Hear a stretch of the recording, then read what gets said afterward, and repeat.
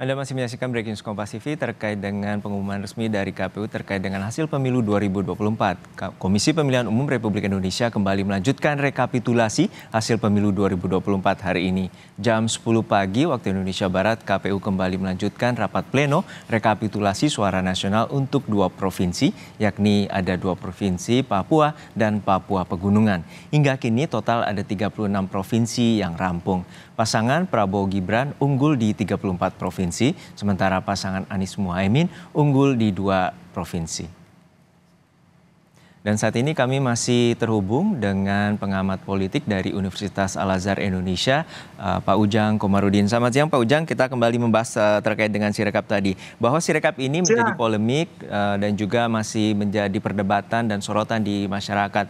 Anda tadi sempat mengatakan bahwa dilakukannya audit forensik. Nah, ini seperti apa? Dugaan-dugaan kecurangan dan juga dugaan-dugaan adanya penggelembungan suara yang Anda amati, terutama di masyarakat?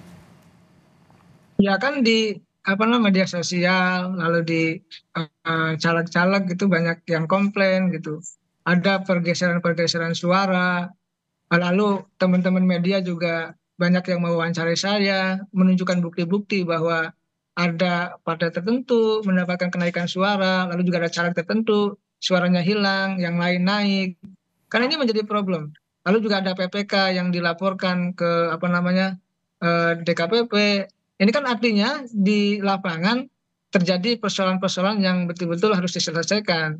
Oleh karena itu ya dalam konteks kita membahas Sirekap ini ya bagaimanapun karena sudah terjadi ya sudah terlaksana, maka ya harus bisa dipertanggungjawabkan secara tuntas kalau bahasa saya. Artinya ya kalau tidak ada kesalahan kan tidak perlu takut juga karena dalam konteks berdemokrasi kan semuanya harus serba transparan, harus ada kejujuran, harus juga mengungkap kebenaran, walaupun memang pahit.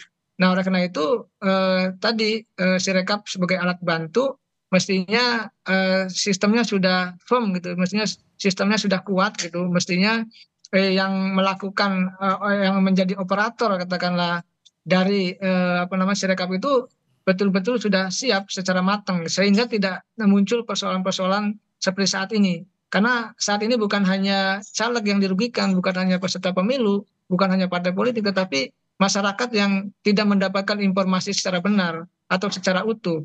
Jadi agak sulit masyarakat akan kemana gitu mencari informasi terkait dengan tadi rekapitulasi perhitungan suara dari KPU tersebut. Oleh karena itu ini evaluasi besar ya dalam konteks penyelenggaraan pemilu. Ya walaupun memang dalam konteks tertentu ya bahwa ini tadi alat bantu bukan sebagai alat perhitungan resmi KPU, ya itu betul. Tetapi dalam konteks kita menjaga ya agar tadi masyarakat atau publik untuk mendapatkan informasi yang akurat, yang valid, yang benar, itu kan menjadi tanggung jawab dari penyelenggara pemilu. Oleh karena itu ya saya melihat bahwa kita semua dalam menjalani demokrasi ini kan harus serba transparan dan saya melihat kalau ada kekurangan kan mesti diperbaiki. Kalau ada yang bolong perlu dievaluasi. Kalau ada yang kurang perlu ditambal. Nah dalam konteks Sirekap kan ada di situ kekurangan, bolong, minus yang tentu harus diperbaiki untuk penyelenggaraan pemilu di masa yang akan datang yang lebih baik. Begitu Bang Juno. Baik, Mbak Titi, untuk saat ini juga proses dari Sirekap ini sepertinya mundur, seperti situng di tahun 2014. Anda melihat juga seperti ini menjadi kemunduran dalam proses penghitungan suara dan juga rekapitulasi. Padahal Sirekap ini adalah sebagai alat bantu dan juga publikasi bagi publik. Nah, apakah proses ini yang tidak berjalan semestinya ini bisa dilaporkan ke DKPP dan menjadi sebuah pelanggaran etik yang akan diterima oleh KPU? Iya, tadi kan kita sudah sempat bahas ya bahwa ada aspek tidak profesional dan termasuk juga tidak akuntabel ketika merespon sebuah keluhan dari masyarakat.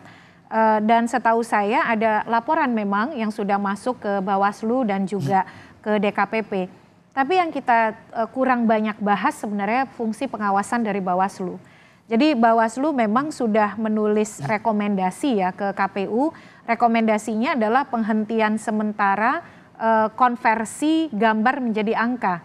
Tetapi C hasil tetap harus diupload. Nah, penghentian sementara itu dengan tujuan agar dilakukan perbaikan, bukan penghentian total. Nah, yang dilakukan oleh KPU kan berbeda. Kalau kita kembalikan kepada peraturan KPU nomor 5 tahun 2024, fungsi Sirekap tadi sudah disebut oleh Pak Arief Budiman, sarana publikasi, penghitungan, dan rekapitulasi suara. Jadi kalau rekapitulasi suara, bukan hanya menurut saya sederhana mengupload C hasil, D hasil, tapi kan kita melihat rangkaian rekapitulasinya begitu. Lalu yang kedua adalah alat bantu di dalam rekapitulasi. Kalau kita baca peraturan KPU nomor 5, bahkan data dari Sirekap itulah yang ditampilkan ketika proses rekap di kecamatan, kabupaten, kota, provinsi. Dia menjadi sumber yang ditampilkan. Nah, tetapi kan kemudian itu tidak bisa bekerja karena dia dihentikan. Dan mestinya kan tidak perlu sampai begitu.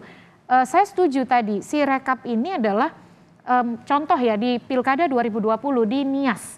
Biasanya Nias Selatan itu selalu persoalan soal data, akurasi data.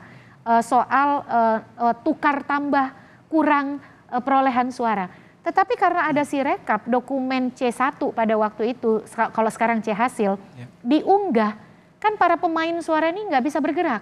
Karena data otentiknya itu berangkat dari C plano yang diunggah dan akhirnya persoalannya bergeser. Kalau di pilkada-pilkada sebelumnya di Nias Selatan itu soal akurasi hasil, validitas hasil, lalu kemudian menjadi soal penyalahgunaan program pemerintahan, politisasi birokrasi, lalu kemudian mutasi pejabat yang melanggar undang-undang. Jadi bergeser nih isunya. Kalau dulu isunya pada keabsahan hasil yang dihitung oleh KPU, kemudian menjadi isu kecurangan. Artinya kan penyelenggaranya bergeser, tidak lagi menjadi bagian dari persoalan. Nah, oleh karena itu saya kira, saya setuju ya, walaupun Sirekap ini ditempatkan sebagai tadi penunjang, tetapi dia tidak boleh dipersiapkan asal-asalan. Karena dalam mempersiapkan itu ada daya dukung negara berupa apa? Anggaran. Dan anggaran yang kemudian terbuang karena persiapan yang tidak cakap, karena kemudian profesionalisme penyelenggara yang bermasalah, itu dampaknya selain aspek etik, itu juga ada aspek kerugian keuangan negara. Selain tentu saja kerugian kita sebagai publik ya. Dan tadi dia meminimalisir kecurangan, Mas Juno. Jangan bayangkan saksi itu punya semua C hasil. Tidak semua partai punya C hasil. Caleg punya C hasil dan bisa mengakses C hasil dari saksi partai. Tidak semua caleg bisa mengakses C hasil dari saksi partai. Karena kadang-kadang saksi partai ini komitmennya bukan kepada partai, tapi komitmen pada siapa yang bayar. Kalau yang bayar adalah caleg nomor urut 1, ya dia kasih ke nomor urut 1.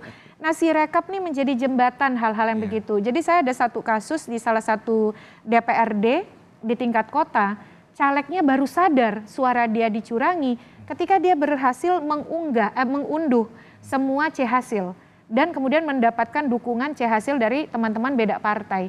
Tapi proses rekap di kota sudah selesai. Nah, ini kan tidak perlu terjadi kalau kemudian Sirekapnya paripurna bisa mengunggah 100% gitu. Baik, kita juga masih nanti akan membahas terkait dengan proses dari penghitungan ataupun rekapitulasi dari 2 provinsi terakhir yaitu Papua dan juga Provinsi Papua Pegunungan. Dan informasi terkini dari Breaking News Kompas TV akan kami hadirkan setelah jeda.